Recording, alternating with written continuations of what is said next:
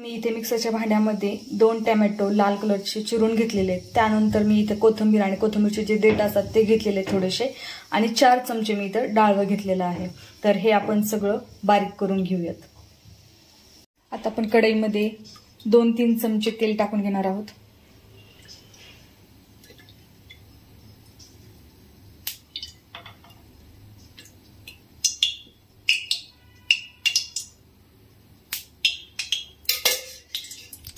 तेल गरम झाल्यानंतर आपण त्यामध्ये जिरे आणि मोहरी टाकणार आहोत।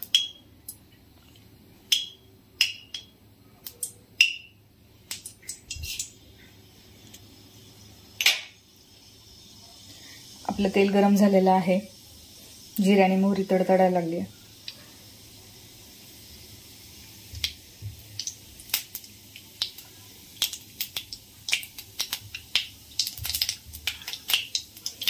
त्यामध्ये आपण मोठ्या आकाराचा जो हा मी उभा चिरलेला कांदा घेतलाय तो कांदा टाकणार आहोत।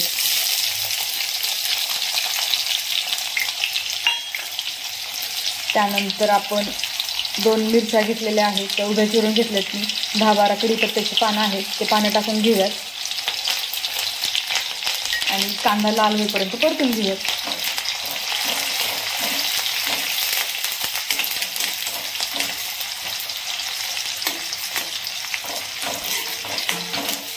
कांद्याचा कलर थोडासा चेंज झाला की आपण बाकीचं टाकून घेऊयात।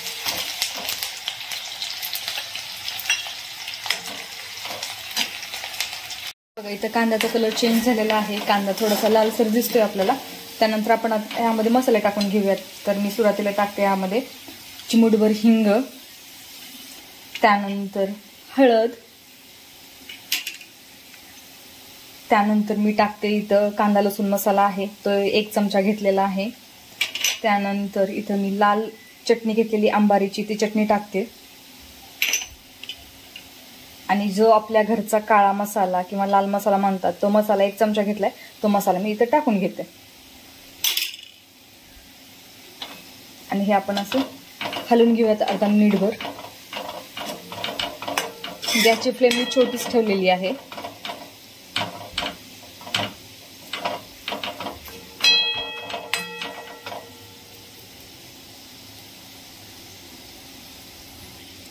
अर्धा मिनिटभर आपला मसाला हा परतून झालेला आहे। त्यामध्ये आपण हे घेतलेलं हे जे वाटण केलेलं आहे ते वाटण डाळव्याचं आणि टोमॅटोचं जे वाटण आहे ते वाटण टाकून घेणार आहोत।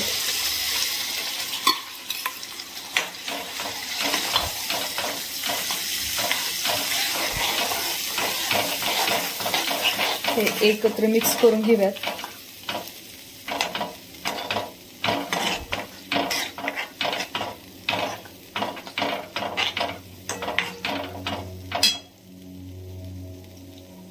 ह्याला तेल सुटेपर्यंत थोडंसं फ्राय करूयात।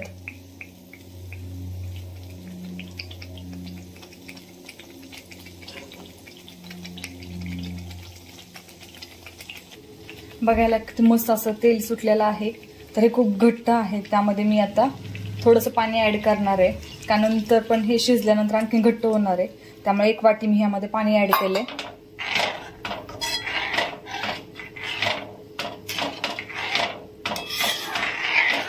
थोडंसं शिजून घेऊयात। तर यामध्ये मी 1 चमचा मीठ टाकते। गॅसची फ्लेम आपण मोठी करून घेऊया।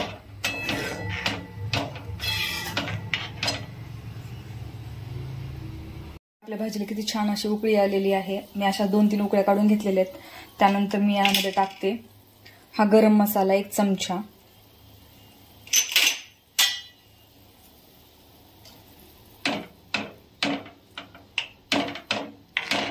हा चांगला एक सगळीकडे मिक्स करून घेऊयात।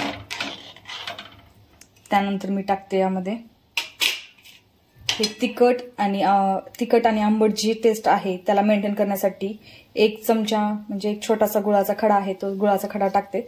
जास्त पण नाही टाकायचा। आणि लास्टला मी टाकते यामध्ये बारीक चिरलेली अशी कोथिंबीर।